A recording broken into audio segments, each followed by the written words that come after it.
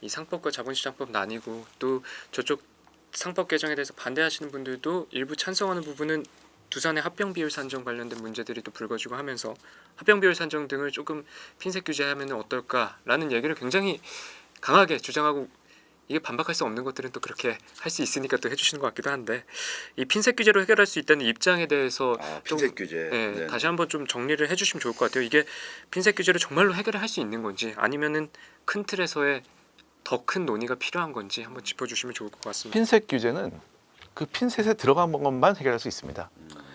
네, 그 밖에 있는 수많은 것들이 있거든요. 핀셋으로 콩 하나를 집었어요. 그러면 집을 수 있지만 그 밖에 있는 수백 개 콩이 더 있거든요. 그거는 뭘로 집을지. 그래서 그 콩을 집으려고 지금 30년 동안 계속 하나하나 어렵게 집어온 거거든요. 하나 집는데 10년씩 걸립니다. 그러니까 많이 못 집었어요, 사실은. 왜냐하면 그런 방법들은 굉장히 계속 개발되고 있거든요. 그리고 개발되어 가지고 법원에 의해서 판단이 날 때까지 정말 15년, 20년이 걸리는 것도 있습니다. 그러다 보니까는 너무 많은 방법이 있고 그걸 막지 못한다는 게 너무 분명해졌기 때문에 이제는 하나하나의 룰을 정할 게 아니고 일단 원칙을 세우고 원칙을 세운 위에 룰이 있는 것들, 당연히 그 합병에 대한 규제가 아니라 어떤 그 절차는 들어가야죠. 그 위에다가 쌓아보자라는 거지 그거 안 되고 상법 개정하자는 아닙니다. 당연히 그것도 해야 됩니다. 좀 더 큰 차원에서의 어떤 그 상법 개정을 통해서 어떤 전체 주주의 이익을 똑같이 이제 보호하는 뭐 이런 주주의 이익, 주주의 비례적 이익 보호가 왜 이 시점에서 필요한 건지를 이런 핀셋 규제, 자본시장법 어제도 사실은 이제 이복현 원장이 자본시장법을 통해서 규제하면 이제 상장사의 주주는 보호받을 수 있다.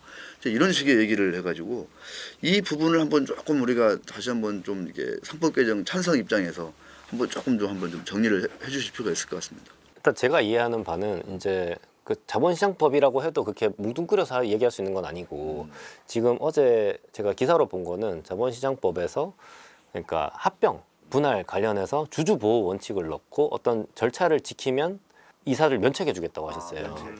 그러니까 예를 들면 자본시장법에서 거기에 상장회사를 대상으로 이사의 주주 충실 의무를 넣겠다. 네, 똑같은 내용을 네, 모든 상장회사는 상장회사의 이사는 회사와 주주의 비례적 이익을 위해서 일을 해야 된다라고 넣는 거면 또 좀 다른 이야기일 수는 있는데 그것도 조금 불비한 부분이 있지만 그거는 원칙을 선언하는 거니까 근데 저는 그래도 어느 정도 대안이 될 수 있다고는 생각하지만 이제 지금 그런 얘기가 아니고 예, 자본시장법에서 원래 그냥 하려고 했던 그 합병 분할 비율에 이제 주주 보호 원칙과 절차를 넣고 그걸 지키도록 하겠다. 근데 지키면 그냥 면책이에요. 예, 그러니까 그러면은 이게 지금도 이게 합병 문제가 되는 이유가 이게 이런 식으로 옛날에 어프로치 했던 게 그 대기업 계열사들끼리 막 아무 가격이나 막 붙이고 이렇게 하니까 그렇게 하지 말라고 그런 취지로 시가로 해라 했는데 이제는 그게 어떻게 되냐 시가로만 하면 대신 합법인 거예요. 시가로 되면 면책인 거죠. 그러니까 이제는 시가로 지금 보면 막 이제 주가를 띄우고 낮추고 한 다음에 시가잖아 라고. 근데 사실 파이낸스 하는 사람들은 이게 시장 상장 주식의 시가는 이게 그 본질 가격하고 되게 다르게 움직이게 할 수 있거든요. 그러니까 이제 그렇게 똑같이 되는 그런 거여가지고 저는 이제 그런 걸로는 안 된다. 예. 합병 규제라는 거는 뭐 지금 이창 대표님 잘 말씀하신 것처럼 이미 하려고 했던 겁니다. 네, 그 비상장 회사에 대해서는 이미 올해 초에 나왔었고, 근데 전혀 뭐 큰 의미는 없는 거였어요. 비상장 회사 사이의 합병은 그냥 협상하면 되는 겁니다. 뭘 그 법이 필요해요? 그냥 매매 거래인데.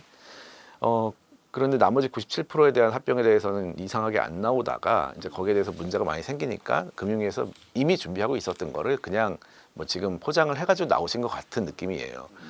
뭐 정말 상장회사가 실질적으로 더 문제 있는 건 맞는데 제 생각에는 이 이제 문화의 문제가 있습니다. 왜냐하면 상법이라는 건 왜냐하면 주식회사라는 거는 기본적으로 모든 주주의 이익을 위해서 일해야 된다라는 원칙은 너무 당연한 건데 그게 마치 상장회사에만 있고 상법에는 없으면 비상장회사는 그럼 아닌가? 이렇게 반대 해석이 될 위험이 있어요. 당연하죠. 이범에만 있고 여기 없으니까 여기는 아니구나라고 오히려 확 갈라지는 문제가 있고 처음부터 상장회사인 경우는 없거든요. 비상장에서 상장이 돼요. 그럼 이사들은 생각을 처음에는 주주를 위해서 일을 안 하다가 상장이 되면 해야 된다 이렇게 바뀔 수는 없는 거예요. 이사들은 처음부터 모든 주주인데 실질적으로 비상장은 주주가 다 기관 투자자이거나 창업자고 사실상은 다 보호가 되고 있습니다. 그러니까 크게 신경 쓸 필요 없다가 대중이 들어오는 상장회사에는 이제는 딱 세우고 이걸 정확하게 지켜야겠구나라는 생각을 하는 이렇게 돼야 될 것 같습니다. 그 대기업들 상장된 기업들이 이게 그룹 체제로 우리 지금 돼 있잖아요. 그 밑에 사실 비상장 회사들도 있거든요. 계열사 중에. 맞죠. 이거를 자본시장법으로 하게 되면은 원칙을 선언한다 하더라도 그리고 뭐 개인 회사 만들기도 하잖아요. 막 그러면 거기서 좀 어떻게 되는 거냐. 이게 그 사실은 굉장히 복잡해져서 상장회사와 비상장회사의 간의 거래 또 구멍이 좀 생길 여지가 좀 남아지는 문제가 있어서 사실 제일 좋은 원천적인 처방은 상법 개정이고 그리고 사실 아까 말씀하신 대로 비상장회사는 투자해 보면은 그 비상장 때 투자할 때는 기관들이 투자하면서 주주 간 계약에 이미 이런 효과가 있는 내용을 다 넣어요. 나의 비례적 이익을 침해하는 거 있으면 나는 동의권이 있다. 그렇게 돼 있거든요. 그러니까 이미 우리도 하고 있는 거예요. 비상장 때는 상장되면서 주주 간 계약 다 없애라 그러거든요. 그러면서 갑자기 빨가벗어지는 거예요. 아니 상장을 하면 이제 그런 기본적인 법에 의해서 보호가 돼야 되는데 그걸 전제로 주주 간 계약 없애야 되는데 지금 보호가 안 되는 거죠. 상장에서 더더욱 이제 비상장보다 더 보호가 안 되는 그런 상황이에요 지금. 이런 논의들이 막 오고 가고 찬반이 왔던 게 이제 민주당 안이 나오면서 조금 더 점화가 많이 됐었잖아요. 그래서 민주당 안에 조금 기초하여 논의를 조금 더 이어가 보겠습니다. 감사위원 분리선출 확대 관련해서 한번 논의를 좀 해보면 좋을 것 같습니다. 이 확대안에 대해서 저희가 상법 개정 반대하시는 분들은 이견 없이 존재해서는 안 됩니다 라고 굉장히 강하게 말씀하시는 부분인데 이 부분 대해서 뭐 부회장님하고 대표님께서 어떻게 생각하고 계신지. 저는 이제 원래 저희 생각이 있고 현실적인 생각 두 가지가 있는데 원래 생각은 감사위원 분리선출 확대라는 걸 그냥 없애면 좋겠습니다. 왜냐하면 꼬인 매듭을 또 꼬고 또 꼬고 또 꼬고 해가지고 더 그냥 엉망진창으로 만드는 법인 것 같아요. 그래서 너무 복잡해. 저도 모를 정도로 법이 너무 복잡해지고 있어가지고 힘듭니다. 그래서 아예 처음부터 소수주주가 그냥 뽑을 수 있는 제도를 만드는 게 낫지. 여기에 3%를 한 해 만에 이러니까 일반 주주들은 이제 이해도 못합니다. 솔직히. 이제 그게 저의 원래 생각이고 지금 그러면 현실적으로는 어떻게 되느냐? 확대하는 게 맞죠. 왜냐하면 지금은 한 명도 정말 들어가기 힘들고 그 이제 뭐 합산룰 또 뭐 별개 개별룰 해가지고 정말 뭐 아무도 모르는 법이 됐어요 지금은. 그래서 그런 것들은 다 통합해가지고 몇 명 이상은 해야 된다 이렇게 확대하는 게 맞는 것 같습니다. 저는 뭐 사실 이런 거를 실제 쓰고 있으니까 저희 주총 때 근데 이게 있고 없고가 사실 굉장히 주주 행동에서는 큽니다. 지금 현실적으로는 우리나라 소수주주권이 굉장히 쓸만한 게 별로 없어요. 그러니까 왜냐면 우리나라 다른 나라랑 다르게 지배주주들이 항상 30-40% 이상의 그 확실한 경영권 지분을 다 가지고 있거든요. 그러니까 소액주주가 뭘 할 수가 없어서 그런 거예요, 지금. 다른 나라는 다 분산돼 있거든요. 왜냐하면 뭐 30-40% 가져도 내 맘대로 못 하니까 그런 이유가 없으니까 그냥 이렇게 돼 있는 거라고 저는 생각을 하는데 우리나라는 이제 30-40% 가지면 100% 가진 거랑 똑같다고 생각하거든요.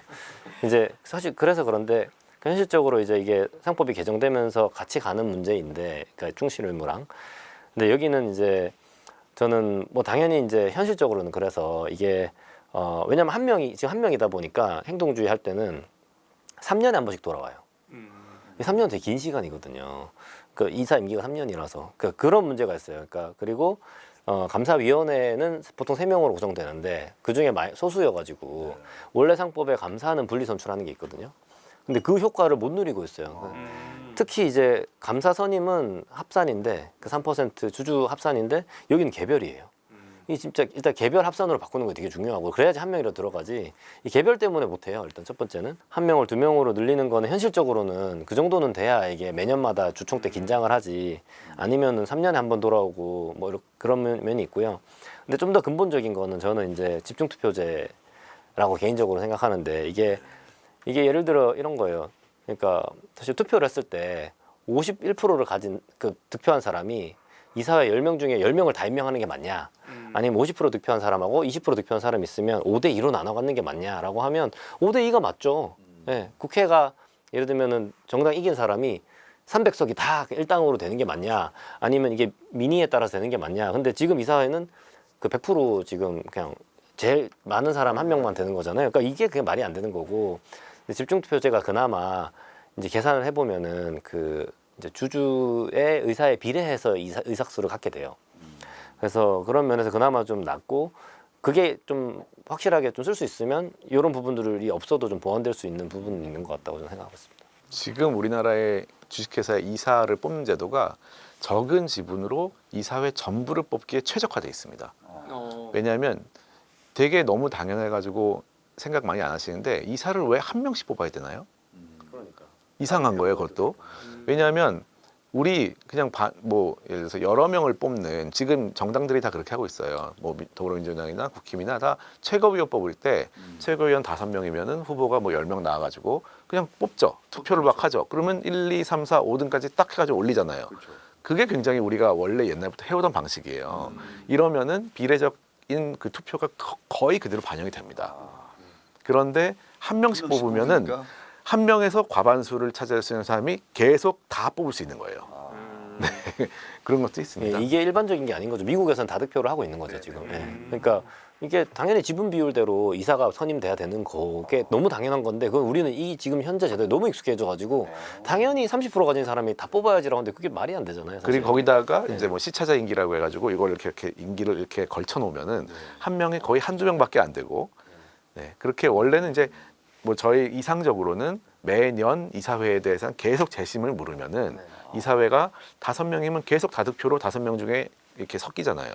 그리고 내년에도 또 뽑힐 수도 있고 잘하면 또 뽑히고 또 뽑히고 이렇게 하는 게 가장 심플하고 좋은 방법이라고 생각하는데 임기 이건 1년으로 이제- 하고. 예. 네. 상장회사 이사 임기 무조건 1년. 예, 그 다음에 그냥 항상 다투표하고 다득표 순으로 그냥 되고. 그 누가 그런 얘기 기사 썼더라고요. 그 지금 우리나라 국민들이 투자자들이 미국 주식 가지고 있는 규모가 하이닉스 시총하고 거의 140조 원. 네, 비슷하다. 네. 뭐 그런 얘기를 하더라고요. 그래서 이게 지금 이제 장난이 아닌 이제 상황이 된 거죠. 그리고 뭐 이렇게 제가 이제 네이버라든가 이런 토론방에 가보면 이제 아직도 국장이 뭐 이제 이런 어떤 자조적인 정말 댓글과 그런 그 토론방에서의 그런 어떤 그 서로들 간의 그런 그 공세 이런 걸 보면 야 이게 진짜 골든 타임인 건지 우리가 지금 근데 하여튼 어쨌든 간에 올해 보여준 어떤 그 우리 주식시장의 성적도 그렇고 뭔가 좀 많이 좀 이게 좀 꼬여가고 있다 이런 생각도 많이 드는데 어제 이제 한국은행 총재께서 갑자기 이제 금리를 뚝 내리면서 좀 경제가 위기다, 뭐 수출도 잘 안 되고 있다, 막 이런 약간 좀 뒤숭숭한 얘기를 막 했어요. 중앙은행 총재가 원래 그런 얘기 잘 안 하는데 그런 것과 맞물려서 좀 내년 앞두고 지금 이제 내일 모레가 이제 12월인데 이 골든 타임 우리가 이 기회 이게 마지막 골든 타임이라면 우리는 지금 어떤 거를 좀 준비해야 되는 것인지 뭐 이런 생각을 저는 좀 많이 해봤거든요. 그런 관점에서 좀 두 분 얘기도 한번 좀 들었으면 좋겠네요. 이제 자본의 이동이 자유롭잖아요. 그러니까 아까 말씀하신 대로. 근데 지금 심지어 중국조차도 지금 거버넌스 개혁하겠다고 지금 그러고 있거든요. 잘 별로 이슈는 안 되는 것 같은데 다들 이제 전 세계에 이렇게 자유롭게 움직이는 자본을 유치하기 위해서 왜냐하면 자본과 인재는 또 따라다니거든요. 경쟁하고 있는데 우리만 지금 이 그 기득권을 지키기 위한 몇몇 사람들의 그거 이상한 논리 힘이 있잖아요. 그러니까 이상한 논리에 지금 발목 잡혀가지고 이렇게 되면은 정말 그냥 그 사람 개개인들은 좋을지 모르나 국가는 폭망하는 길로 간다. 왜냐하면 자본과 인재가 유출될 거기 때문에 그러면은 지금 빨리 막아야 되는데 이제 이 그나마 지금 이런 논의가 가능한 이유는 코로나 때 그 개인들이 주식 투자를 많이 하게 되고 그때 또 이런 유튜브 뭔가 미디어 혁명도 일어나고 해서 이제 다양한 정보를 여과 없이 들 수 있는 그런 상태가 됐기 때문에 국민적 인지도 인식과 관심이 올라온 거죠. 네. 근데 이게 이번에도 실패하잖아요. 그러면 사람들이 지금 이미 빠져나가고 있기 때문에 주식시장 다 빠져나가고 나면 우리 유권자들이 관심이 없으면 이런 논의도 어차피 못 하는 거거든요. 그러면 이제 영원히 이제 평안한 안정된 이제 제국이 되는 거죠. 우리나라는 그들만의 제국이 되는 거고 이제 나라는 망하고 이제 저는 그렇게 될 거라고 봅니다. 신뢰의 문제인 것 같아요. 저희 법의 문제는 아니지만은 신뢰라는 거는 사실은 한 번 정도까지는 그래도 믿어주다가 저희가 애를 키우다 보면은 거짓말을 한 번 했을 때 그래도 한 번은 봐준다. 근데 두 번부터는 이제 봐주지 않잖아요. 사실은 그때부터는 이제는 신뢰가 깨지는 상황이 되는데 우리나라가 과연 그러면은 어느 상황이었느냐? 오히려 올해 초에 어떤 상법 개정 얘기가 안 나왔던 게 더 좋았다는 저는 생각합니다. 지금의 만약에 상법이 안 되면 왜냐하면 그 전부터 코리아 디스카운트라는 건 그냥 있었던 상황이었잖아요. 평정이 유지되고 있었거든요. 근데 갑자기 올해 초에 상법 개정이 된다는 기대를 외국인들한테 확 줬단 말이에요. 국민들과 외국인들. 근데 여기서 안 돼 버리면은 사실은 이제 신뢰가 이제 깨지는 거예요. 사실은 오히려 그냥 그 디스카운트 계속 갔어야 되는데 그거보다도 더 깨져서 이제는 다시 돌아오기가 좀 돌아오려면 오래 걸리는 상황이 될 가능성도 있어서 저는 그게 더 걱정이 됩니다. 한번 기대를 줬기 때문에 기대를 준 사람이 배신을 하면은 신뢰가 완전히 깨져버리거든요. 그게 더 저는 큰 문제라고 생각합니다. 상법 개정이 되면은 우리나라 시장이 이렇게 바뀔 수 있습니다라고 주주들을 대상으로 좀 한번 기대 효과를 한번 짚어주시면서 이렇게 설득 멘트 비슷하게 한번 좀 말씀 짚어주시면 좋을 것 같아요. 보시는 분들이 보통은 주주분들이 많으실 테니까요. 네. 이제 저는 투자 전문가는 아니지만 개인적으로 볼 때는 아까 말씀드렸던 그 상법 개정이 만병통치약은 아니지만 만악을 막을 근본은 된다라는 관점에서 이 주주 충실 의무가 상법에 들어오면은 투자하시다가 갑자기 뒤통수 맞는 일은 없을 겁니다. 그 이런 이야기가 있더라고요. 미장에는 뭐 예를 들면 주가가 떨어지면 갑자기 구조대가 출발하는데 이제 국장에서는 구조대가 영원히 안 와. 그런다고 하는데 이제 좀 정상적으로 돌아가는 예를 들면 주가가 너무 하락하면 뭐 좀 상장 폐지가 된다. M&A가 일어나 상장 폐지가 된다든가 아니면은 경영권 거래가 되면 이제 대주주만 프리미엄 받고 싹 팔고 우리는 버려진다든가 이런 너무나 좀 상식과는 안 맞는 그런 일들이 점차적으로 사라질 수 있다. 저는 그러니까 그렇게 좀 정상화되는 그런 정말 출발점이 될 수 있다 그렇게 생각합니다. 그러니까 이제 상법 개정이 저는 이제 좀 이렇게 기업 경영의 전반을 유축하거나 좀 규제하는 그런 게 아니고 정말 이 어떤 그 맛있는 이 파이 사과 파이를 이제 나눌 때 두 공동 창업자가 또는 이제 주주가 나눌 때 누가 먼저 자르고 누가 먼저 하나를 선택할 것이냐에 관한 룰이라고 저는 뭐 지금도 생각을 하고 그 룰이 좀 잘 정비돼야 된다라는 이제 뭐 그런 정도의 생각인데 우리 시청자분들은 좀 어떻게 이거를 받아들일지 모르겠어요. 그러니까 뭐 야, 아직도 국장하냐 뭐 그러다 보면 이게 관심이 떨어져 가지고 이게 또 어떻게 될지도 또 모르거든요. 그러니까 그러면 아마 자본시장법 규제도 또 안 될 수도 있어요. 또 이를테면 너무 관심이 또 미약해지면 그런 자본시장법 보호도 안 될 수 있다는 생각이 들기도 합니다. 어떻게 보면. 상법 개정과 관련해서 찬성 측의 논리와 반대 측의 논리도 한번 쭉 들어봤는데요. 이제 진행하면서 느낀 점은 사실 뭐 찬성 논리든 반대 논리든 우리 시장과 우리 기업에 대한 애정에서 조금 비롯된다고 저는 믿습니다. 글로벌 자본시장도 그렇고 글로벌 산업 구조도 그렇고 변화가 굉장히 많았잖아요. 이 시점에서 저희가 너 아직도 국장해 말고 이제는 국장할 때야 라는 이야기가 좀 나올 수 있도록 상법 전반에 대한 조금 논의가 조금 더 치열해지고 더 깊어졌으면 좋겠다는 생각이 많이 듭니다. 오늘 천일보 부회장님과 이장한 대표님 나와주셔서 정말 감사하고요. 다음에 또 좋은 기회로 진짜 모실 수 있었으면 좋겠습니다. 이 뭐 기업 관련된 또 시장 관련된 이런 뭐 법이나 제도, 문화, 뭐 신뢰에 관련된 거 뭐 이런 것들 좀 이슈가 있으면 논란이 있거나 갑론을박이 있으면은 두 분도 좀 이렇게 모셔놓고 재미나게 좀 얘기 좀 했으면 좋겠습니다. 시간 내주셔서 감사합니다. 바쁘신데 너무 고맙습니다. 감사합니다.